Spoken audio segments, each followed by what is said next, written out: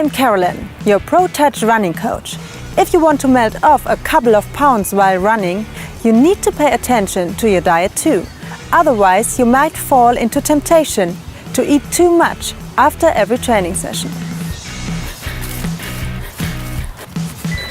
Crisps and biscuits? Rather not.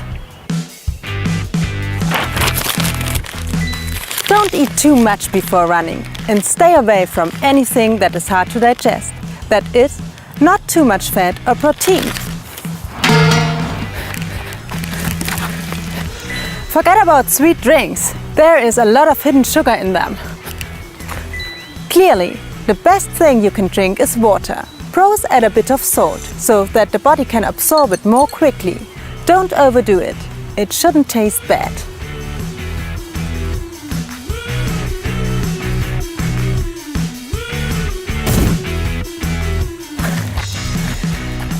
After your workout, you can treat yourself to some carbohydrates.